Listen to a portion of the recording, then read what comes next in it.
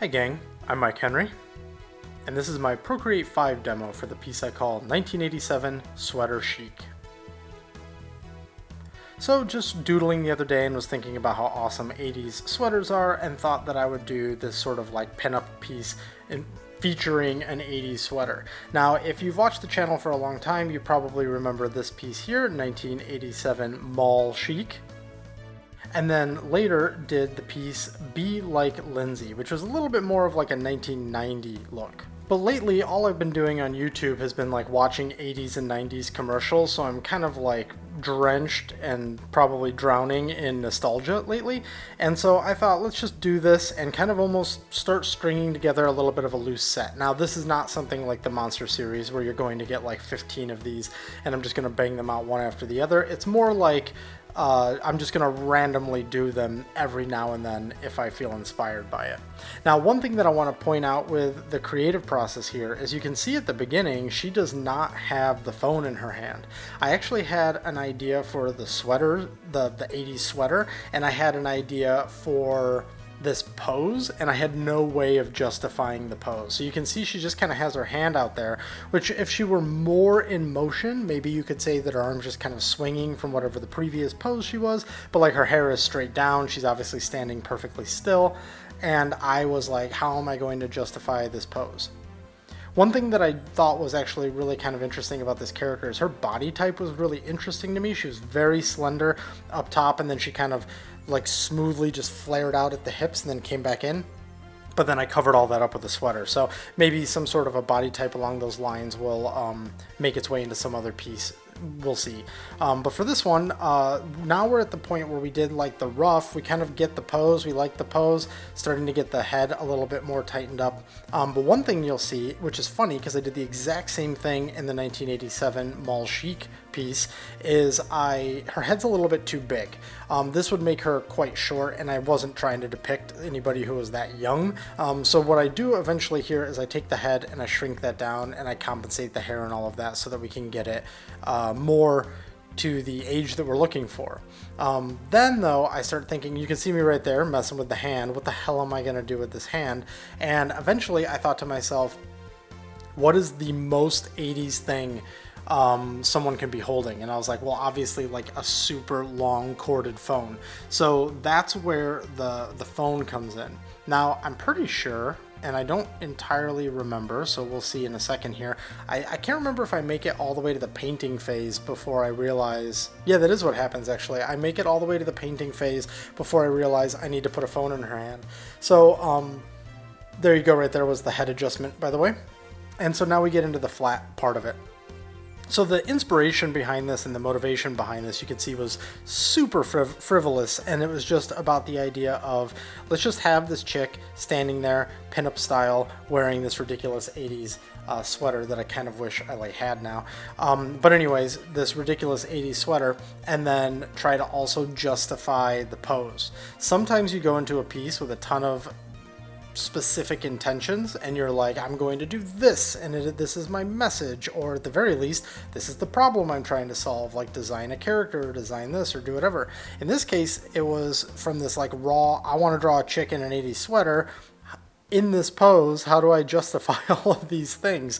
And that's kind of how we end up getting to what is eventually the phone, and it just kind of all comes together. In fact, it's kind of ridiculous how well it eventually comes together, because it looks like that was the intention from the get-go. But that's actually kind of just the spirit of being spontaneous and reacting to the creative process and kind of figuring out like how are you going to solve your problems as you come up against them.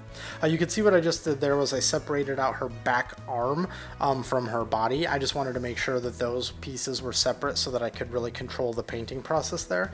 And now we are putting in the next set of flats. So I put in the flats usually in an order that's about kind of like anchoring me. The most important aspects of this piece, since it's just her standing there, is basically like her and her sweater. So we start with the skin flats, because I almost always do that if I'm doing a humanoid character, and then that sort of establishes where she's at, and then we put in the sweater. And what I'm trying to do is I'm actually trying to get to satisfaction as fast as I can, because as an artist for these pieces who's just doing them I'm more or less for fun, I need to be having fun. So I need to put enough of the elements down quick enough that I can see where the piece is going and I can get excited about it, and then it'll motivate me to keep going and keep finishing it. You'll also see that we've got some interesting layers set up here. Her legs, her neck, and her ears are all on a layer. Above that somewhere is her face layer, and then the back part of her hand, like what sort of makes up like the hand part, not the finger part, is also on those layers. You can see her other hand is just in a bullshit pose right now. It's just like bleh, just kind of in there, because I still at this point have not decided to put the phone in, which is kind of ridiculous. That other hand is actually kind of just in like a weird pose, like I don't know what kind of a gesture that is, but you can see that I'm like, I need to figure this out. I want to keep painting this character. I really like where she's going, but I need more justification. And at some point I say to myself, oh, I should put like a phone in there, and then I'm like, oh, do I want to do the work because I'm just being lazy? And then it's like, okay, yeah, I have to, because this thing has to get somewhere. I already had an idea for the way that I wanted like the background to have a pattern similar to what was on her sweater, and I just knew where I wanted this to get to, and I was just looking for that justification. You can also see that her skin tone is a little on the darker side. That was basically just because I was kind of thinking like a 80s California girl, so maybe she would be tan, and I was kind of playing with the idea of this chick that has a tan, and I was going to maybe make her skin like look a little sun-kissed or something like that, but I eventually don't do that, and I do lighten her up a little bit and just kind of go with something where there's no story to tell there, which is kind of an aspect of character design or illustration in general, which is like people always kind of think that there's a reason or a story behind something. So when you start adding interest to something, people want to know more about it. If you take interest away, then it takes the importance away, and they look for interest in other places. And so by decomplicating the character in that way, it brings the attention more to where I want it, which is basically just like her sweater and her face kind of thing. In some ways, it's like if you did an illustration and the illustration was of the Eiffel Tower, and then in the bottom right of the thing you put like a pink bunny, and then people are like, why is that pink bunny there? And you're like, oh, no reason. And then they're like, well, there has to be a reason. You made a decision and you put that pink bunny in there. And it's kind of the same thing with character design and any other type of illustration. If you're going to put something in there, especially something that is unique, people are going to want to know why that's there and what the importance of it is. If you neutralize it as much as possible and make it as uninteresting as possible, then people just kind of accept it as existing there. Now we put in the phone. You saw me just quickly with some white paint go bleh, and since the white phone is added in later, it's just painted on top. I didn't try to weave it into the layers really. The only layer weaving I sort of did was the phone. She's holding like the main phone piece in her left hand, and then she's got like the receiver and the cord elsewhere, because it's a long 80s phone cord. And so that phone chunk in the back that's being held by her left hand is on a backmost layer, and then the cord that goes to that phone is on a backmost layer as well with it, and then the cord that goes over her fingers and up and over like her figure and then into the phone is a layer, and then that phone is a layer, and they're all sitting as separate pieces. I wanted to treat this one kind of impressionistic is the wrong word, but like just kind of rough. I wanted the whole thing to be a little on the rough side. That's why the cord is not meticulously painted. It's more of like almost like a graphic style where I just kind of zigzagged the whole thing, and then I went in later with the shadow and I just darkened what would theoretically be the back side of the cord every time it loops around, and just kind of treated it as a pattern, and tried to keep it really simple like that. Also, a fun little sort of side benefit of that is if you were alive back then, or if you ever have spent time around a phone that's corded like that, you know that after a while it gets kind of messed up, and some of the loops kind of like double up, or they kind of like get like too stretched out, so you have like a slightly bigger loop and then the rest are okay or whatever. And so having that irregularity really makes it look like it's the type of phone cord that she's like wrapped around her fingers a bunch while she's been talking on the phone, and it's gotten damaged or whatever, and it's kind of a cool side effect of keeping it messy. As for keeping it messy, This piece was painted with the original turpentine brush, the one that's in Procreate. So you don't have to download my brush pack for that. The brush, the painting, and the smudging were all done with that. I maybe used the new turpentine brush here or there if I wanted something a little bit smoother, but the original turpentine brush, if you guys remember, is way rougher. And when I made the newer turpentine brush, it was trying to bring in sort of like a different behavior. It was a little bit on the smoother side, and it had a little bit of color variation. So it was trying to accomplish something a little bit different. And so this turpentine brush, which is the original in the painting section of Procreate, is rougher, messier. It's easier to deal with in some ways and harder to deal with in other ways. But what I wanted to do was start getting a little bit more away from the monster pieces, so I didn't want to use the exact same brushes. And then I was also trying to kind of reference back to those other two pieces that I mentioned in the beginning of this video, and sometimes by using that same brush, it can put you in the same headspace and you are looking to create something very similar. Also, this is lit similarly to those where she's just got almost like a spotlight directly on her and she's casting a shadow like almost directly behind her, because I'm trying to capture a little bit of that like fashion photography where it's just really clearly somebody standing in front of a backdrop and then they just have a bright light on them and then they're, you know, taking the pictures.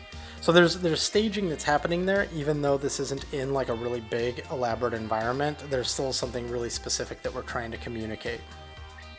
So how are the shadows being set up for this? If you've been watching the monster stuff, how do they differ from the monster stuff? There are some similarities with the monster pieces. Of course, the biggest differences, though, are the colors that we're using for the shadows.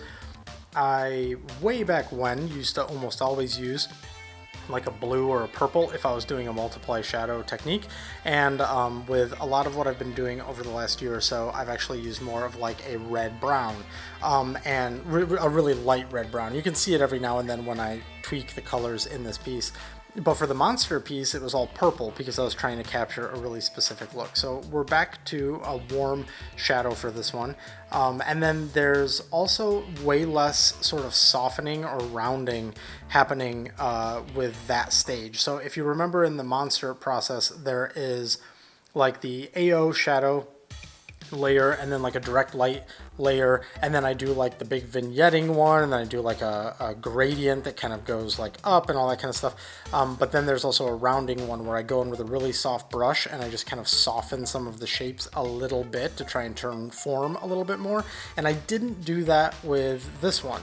The reason being is that I didn't do that with the other ones, the other pieces mentioned at the beginning here, and that's because I'm trying to capture some sort of a halfway point between something that's like a modern digitally rendered, drawn, painted kind of thing and something that almost looks like fashion illustration. I'm not trying to make it perfect. I'm not trying to make it so abstract and like texture based and sort of like, basically I'm not trying to totally nail fashion illustration from like the 80s or 90s and beyond, but I am trying to kind of lightly reference it. So there's aspects of it that are flattening out a little bit, deliberately so, and I'm keeping some of the illustrative aspects, like having it be messier in general and trying to just trying to make it less about the rendering and the realization of a 3D form and more about colors and blocking and design. One other bit of shadow work that does happen here is the supporting shadows that I've talked about in the past. There's sometimes where I'll throw in maybe something to punch up a nostril, or to maybe even just do the underside of the nose, darken the upper lip a little bit. These are all things that may or may not happen in real life when the light hits, but it's really good for separating details and features, because one interesting thing these days, of course, is that the piece has to work on a large scale when somebody views it like on an iPad, or maybe even bigger if you're printing something, but it also has to like capture the attention on Instagram. It has to capture attention on something like ArtStation. All of these various websites, no matter if you consider them of more or less merit, they're all basically driven by like a thumbnail first and foremost, and then that's what gets people to go into it. That's similar to what I do professionally, how I work in a lot in mobile games. A lot of the very, very first thing that can ever get somebody to even consider your game in the App Store is, of course, your icon, which is just this tiny little square. And then from there, if you can actually get them to tap into that, You've got some screenshots. Does your first screenshot say enough? These same principles, which is all the same principles as like running a store in the real world or trying to sell something at a market or something like that, is about positioning your product well. In the case of this type of art, the product is really just the piece of art and somebody taking a look at it, right? Because I don't make money off of this. Well, technically, I guess I make money off of YouTube, but it's like a nickel every month or whatever. It's not a lot. This is just for fun. This is just to continue the craft. Even making these videos, while they don't pay money, they do, of course, pay in kind of experience. Every time you hear me bumble through one of these videos trying to explain my process, I theoretically get better and better at understanding myself and understanding my art and all of that kind of stuff. But at the end of the day, to get all of you to come in and look at this video, or to get you to look at something on ArtStation or Instagram or whatever, everything gets reduced down to a very, very, very small sample that has to be enough to get people to click in. And myself, I'm either more or less successful depending on what I'm working on too, and how I'm doing it. Like, for instance, I may not have a lot of success with one video over another, or one LinkedIn, or not LinkedIn, sorry, ArtStation image or another, based on how I decided to crop something or how I decided to word something. That's why you see so much clickbait nonsense on YouTube, because especially the people who like live off of YouTube, they of course need your eyeballs so that they can make some money and keep doing what they're doing, and they like it. And sometimes that means they have to be a little shitty, kind of, right? Like but that's the way we kind of all are. It really sucks for a lot of people to have to try and like sell your stuff. So you have to try and amp up, hey, you're gonna like this, so that people come in and take a look in the first place. There's also that big problem too of just we're bombarded with things all the time. Why should I look at your art over that person's art?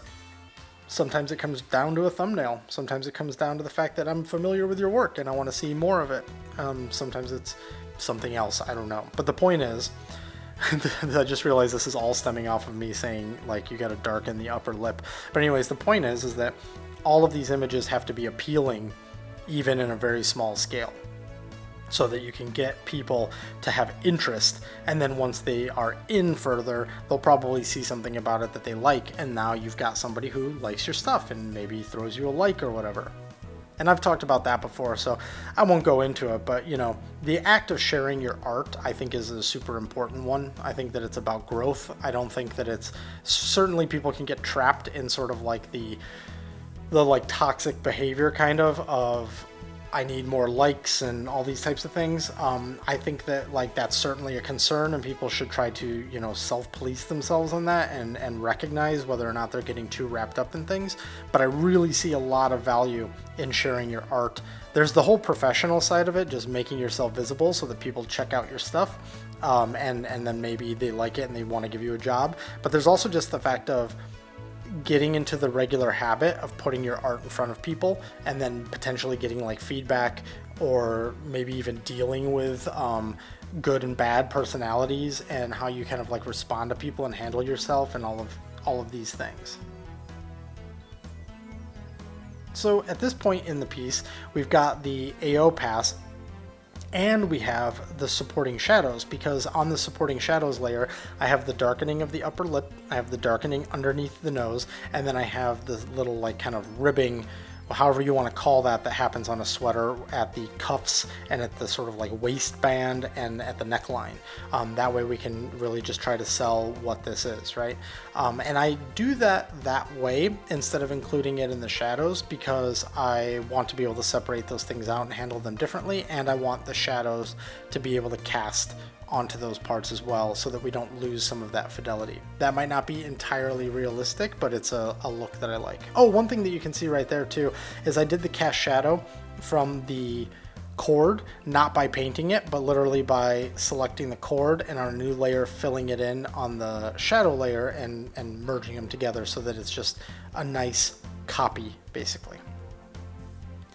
Here's where you can see that I did a very small amount of that softening that I talked about. There's a little bit of darkening on the distant side of her face, and there's a soft gradient kind of coming from the bottom right up to the left, but it stops about the like waistline, and that's just a little slight darkening down there to pull that down. But I didn't do that to the phone because I wanted the phone to have this like bright white, like, I don't know, just kind of this punchy vibe, and really sell the notion of that just sort of like plain ass white phone that like every chick in the 80s had. I mean, it's not always a plain white phone, but everybody knows that phone, right? That like standard issue, just phone. So we got some lighting happening here. It's done with a pale blue that's been lowered in opacity. That's what we're seeing.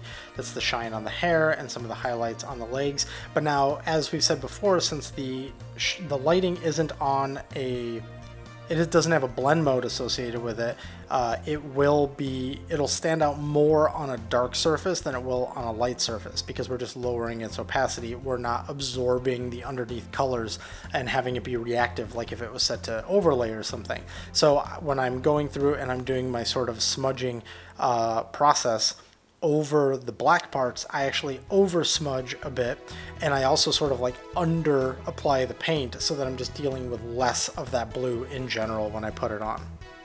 Something that I talk about in a lot of the videos is skin tone variation in order to try and sell the living quality of a person. This character, because she is fully clothed and the parts of her that would have like a lot of skin tone variation aren't really visible, like how we've talked before in previous videos about like lightening certain areas and darkening certain areas and reddening certain areas.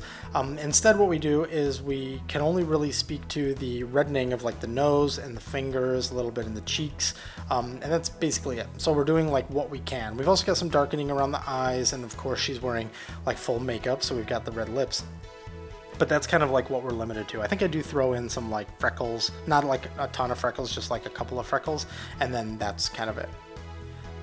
So we've got the design of the sweater, and now what we're trying to do is we're trying to apply a similar design to the background, but not one that is exactly the same. I wanted to use the same geometric shapes, so we've got like the checkerboard pattern, we've got triangles, we've got some lines, we've got some circles, squares, but we're just shifting them around a bit, choosing some different colors for some of them, some of the same colors for other parts, and just trying to make it all work. You can see right there with that red line, I wanted to make it kind of broken up like the one on the sweater, but it was just adding so much noise that I decided to just eliminate it and stick the red line down there. I just thought it was more fun in that spot. Then we add a spotlight, some shadowing, some vignetting kind of, and then we bring it in for a close. There's also some little red sort of like flicks of paint in some of the parts for where there's the white. I just kind of wanted to have a little bit of a stylistic element there where like the light would maybe hit and it would get a little bloomy. I think the strength of this piece is actually around the design. I don't really think it's that much in the execution. There's certainly aspects of execution that are important, but I just think the overall palette and the graphic nature and the 80s vibe is really what makes this work ultimately. And just for funsies, let's take a look at the rough, which was very rough. There was only a slightly tightened up sort of like face aspect, a little bit in the hand, and then of course transition back to the final version.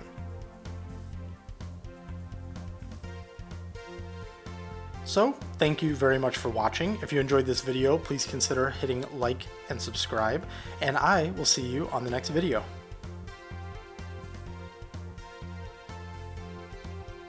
And if you're looking for me on the internet, these are the places where you can find me.